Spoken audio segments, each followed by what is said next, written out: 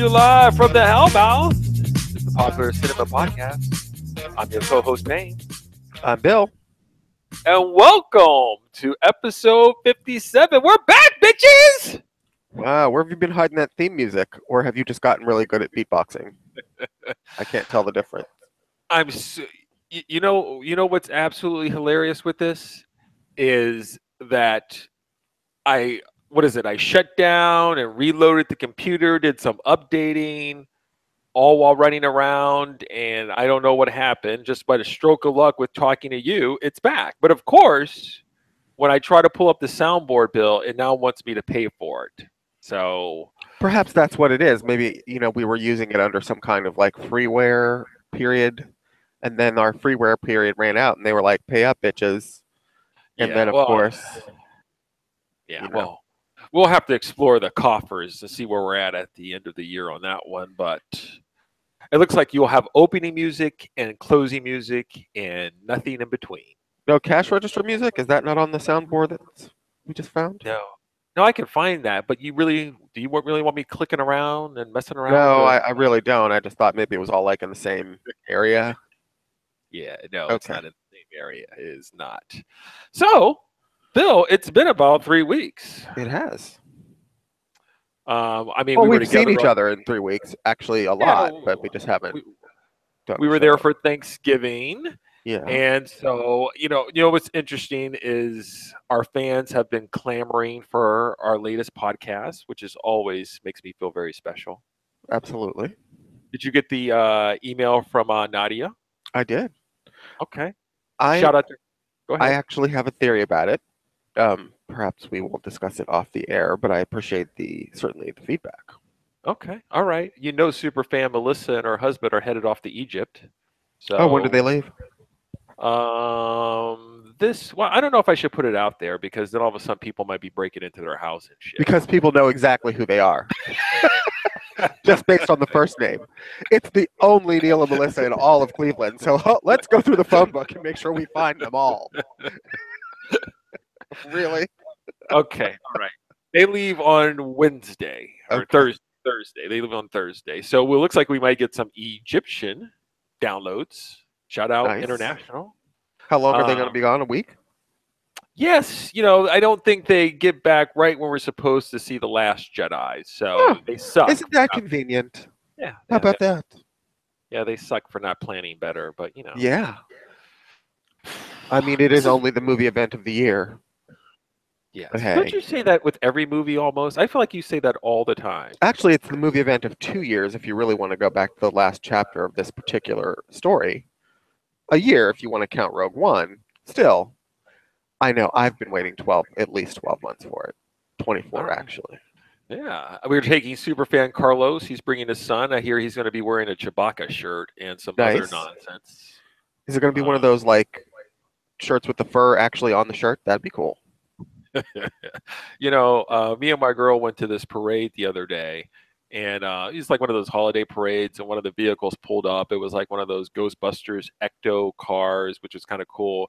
And then there was a Batman vehicle, and I was going to take a picture and send it to you, and then I thought otherwise because you never know with you. You may roll up and be like, that's a great idea, and all of a sudden you start putting like bat guns on your vehicle and some other stuff on there. Really? So, which Batmobile was it? There's several. I don't know which one it was. Am really? I supposed to? They're all very distinctive. Was it from the 66 TV show with the red bat on the side and the fins in the back? Or was it the more Corvette-like Batmobile from Batman 89? Well, this is Cleveland. It was more like the Sanford and Son Batman version. It was not a Corvette. It looked like it had like the foam wings. It had very cool bat guns though. It mounted on the hood, and yeah. I can't believe this. Was it from Justice League or this current Batman era? No, I give it like Tim Burton Batman maybe. Okay, there were 3 Tim Burton Batman Batmobiles. Okay, I don't know. Maybe it was like. Maybe it was if you could put the Batmobile in like a Chevette type of version, like a Chevy Nova or something like that. Maybe that's if you shrink it How down. about you just Google Batman, Batmobiles, and frickin' find a photo of what it most looks like, and then tell me. I refuse. Okay, we're moving on. Okay. Bill, how was your Thanksgiving? Are you willing to tell the story that you had your in-laws in and what movie you decided to pick out and watch with them? Sure. Actually, they were in for the day of Thanksgiving weekend because I spent Thanksgiving with you and your sister, and then they came in after that, and then they were looking for a movie to watch, and his dad likes westerns, so Now, wait, I wait, was like, wait, wait. How old is Chris's parents, by the way? Chris's dad is 81, his mother is 80. Okay. So, but they're not unhip people. They're pretty, pretty Have they casual. ever They're pretty with watched? it. Okay, all right, go They ahead. I'll they let you. recognized the name Quentin Tarantino after the movie was over and the credits rolled, so they know who he is. Now, whether they've ever seen any other Quentin Tarantino movies or not, I don't know. It seems like they must have if they recognize the name. Okay, so But you're scrolling through Netflix trying to find a western. right, and Hateful Eight cropped up, and I haven't seen it since we saw it in theaters. What 2 years ago? It came out the same weekend, or almost like the weekend after of The Force Awakens, if you remember. And so I was like, oh well, this looks like fun, and I showed his dad the trailer, and he's like, yeah, that looks interesting, so let's watch that. I was like, okay, cool, because it's in the Western genre, but it's still kind of hip, and it's got that Tarantino dialogue, and Oh yeah. anyway, Oh yeah, it's a western, sure. yeah. Okay, so we're starting to watch the movie, and it's like, the whole thing with them in the carriage going through the snow and everything. And I can't remember what character it is, but somebody starts rolling off with the N word. And I had forgotten how many times they actually say the N word during the movie, but it's literally like every few sentences after like you get into the middle of the movie. It's like boom, boom, boom, boom, boom. And at some point, his mother is like sitting right next to me on the couch, Chris's mother, and she starts like clutching at her neck like she's clutching pearls and like making like audible gasps and groans every time they say it. So she's like, oh, oh, oh. Like, and it, of course, this happens quite frequently. So at a certain point, I just go, like when you're watching when you're a kid and you're watching a TV show and like there'd be some kind of like sexual connotations to a scene, and you'd be watching with your parents and you or your mom or your dad or whatever, and then you'd just be like, oh, I just want to get out of this room. It's like really uncomfortable. It's that Yes. feeling. It's that exact feeling where you just want to like stop the video and like leave the room or like go hide in your bedroom because it's just like so embarrassing. What I Um, I would always do is I would like this. I'd be like this. Oh, I got to go get some water. Especially if I knew that something uncomfortable was coming up, I'd remove myself right before it happened. Just like right, right. But I mean, this was just in like regular dialogue, and then boom, somebody spits out the N word. So you're never really sure. I couldn't really remember exactly every time they said it because it's many, many, many, many, many times.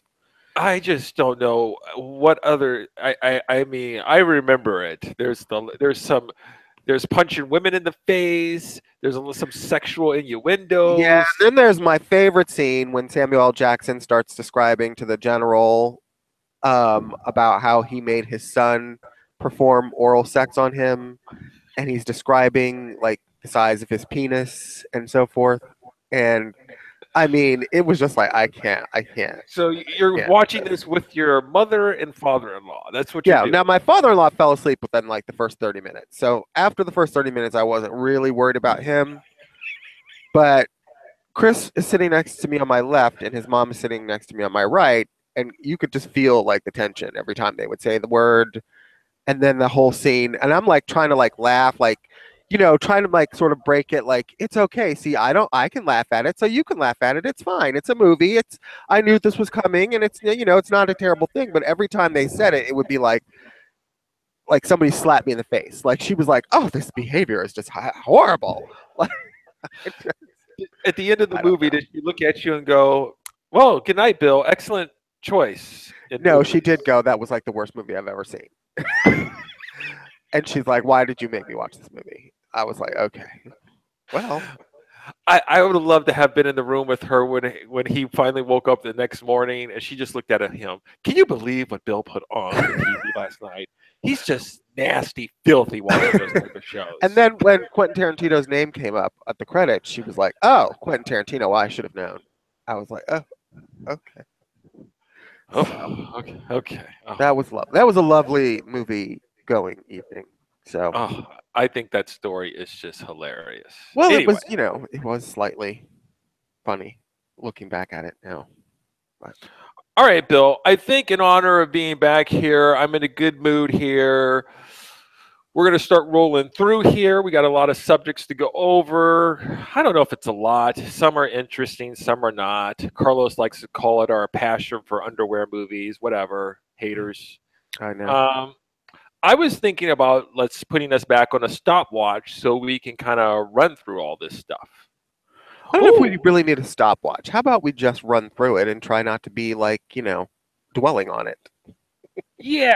Uh, I've discussed it with the other pain that's in studio, and you've been overruled. So we're gonna Really? gone all Sybil. Yeah, yeah. So Okay. do you think even the kids know? Do you think the younger generation even knows the Sybil reference, or do we have to start saying like I'll go all split on them? You think they get that I phrase? don't think the younger generation knows what Sybil is. No. Oh, Um. man, it So just yeah, shows you I we're for just we're just for old. abbreviation's sake, brevity's sake, it might be better just to say split.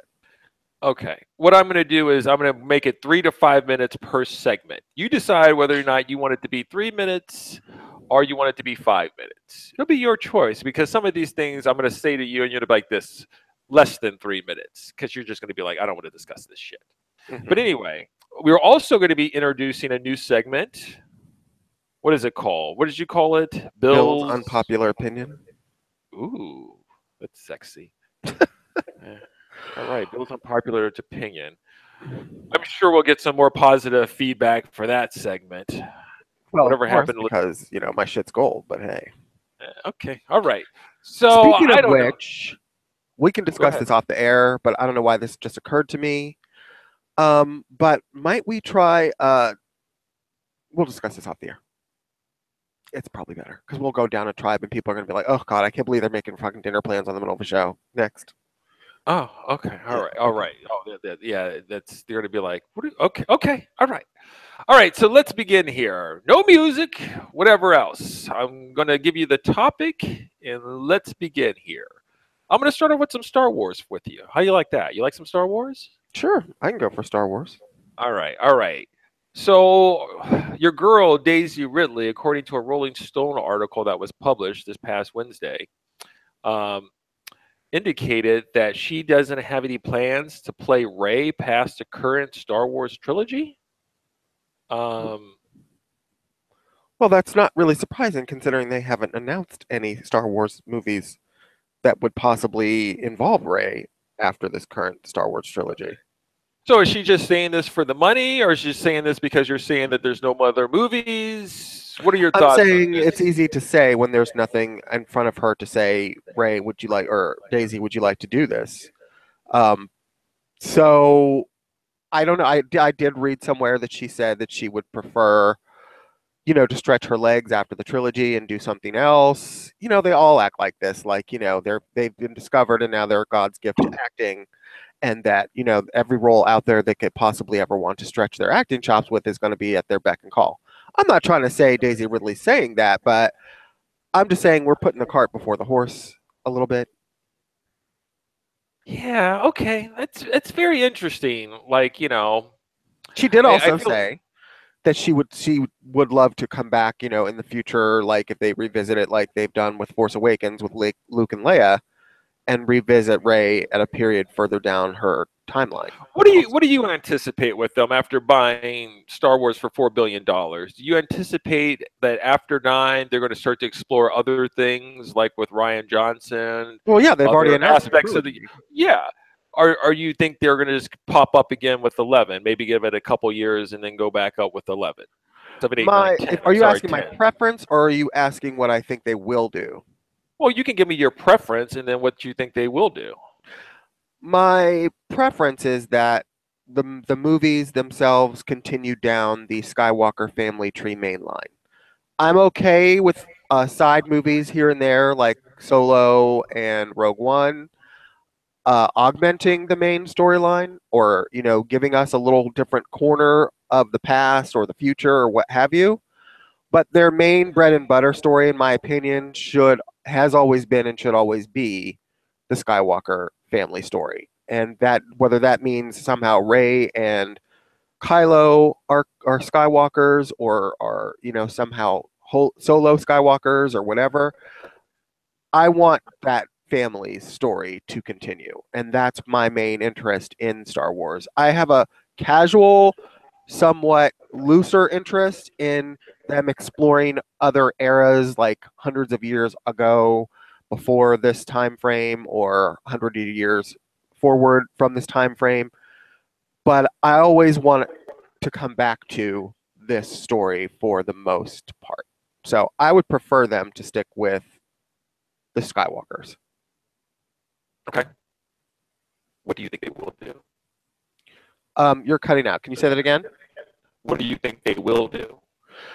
I think they've already given Rian Johnson, the keys to the kingdom, and Rian Johnson's probably going to run away and do his artsy fartsy, 2,000 years in the past storyline, trilogy, whatever.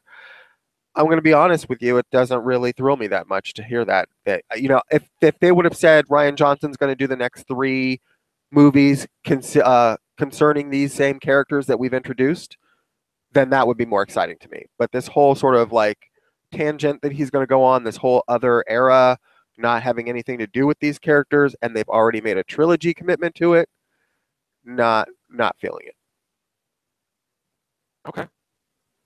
All right, we'll leave it at that. I don't know enough, to be quite honest with you, where I want it to go. Hold on one second. There's something going on. Like you're like really, really choppy. Like I can barely hear you. Okay. Can you like move your microphone around or something? How's that? Still not right. Still not right. I think maybe we might have to end the call and start over again. I don't know why. What's the problem?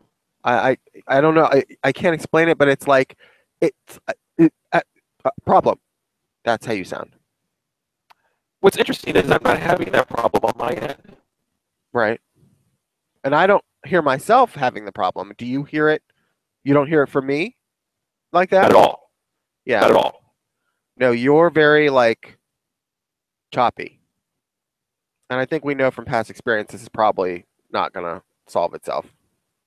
You're joking. You're absolutely joking here. You're going to make me splice on this Sunday afternoon? I'm not trying to say that, but if anybody wants to listen to this show that we're producing, I think you're probably better off fixing the problem.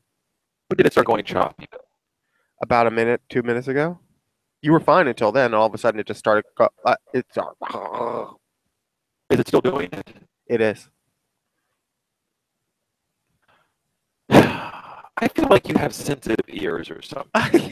You know what? I'm good. If people can hear me, then that's fine. But I'm telling you, you sound like shit. All right, we're going to give it one more subject, and you let me know if it continues to sound that way. Is it still breaking up for you? It is. I'm the one that's recording. I'm aware. So if I'm recording on my end and it sounds good, who cares what comes out on your speakers then? Maybe somehow it's not pumping to your speakers correctly. That's fine, but as we know, my shit's usually tight. It's your shit that's always like gobbledygook over there at Chateau Pain. All right. We've taken an extra minute with you lecturing me on shit. All right. I'm just trying to make it better for the listeners because I'm all about the listeners and their pleasure.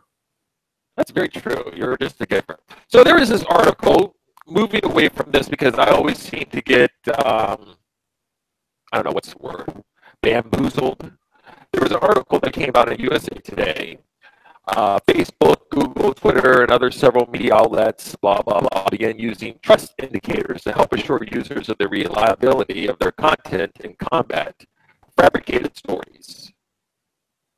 The news indicators will appear as symbols in online journalism, attesting how a story was reported, by whom, and their credentials, and a media property standards. Bill, I guess in this day and age, how do I know when I pull up an article from these websites if I'm reading something that's reliable, comes from a credible source, or is it just from like Russian trolls? How do you know? I heard about 4 words of what you just said. Oh, What? right. All right. So you're really making me stop the broadcast. All right, I'm stopping the broadcast, and we're going to splice it together. Okay. All right, but we should probably, I don't know if you should reboot your Google or your computer or what? No, I'm going to stop it, and I'm going to send you a quick thing, and we'll try it again real quick. Okay. All right, goodbye. Bye.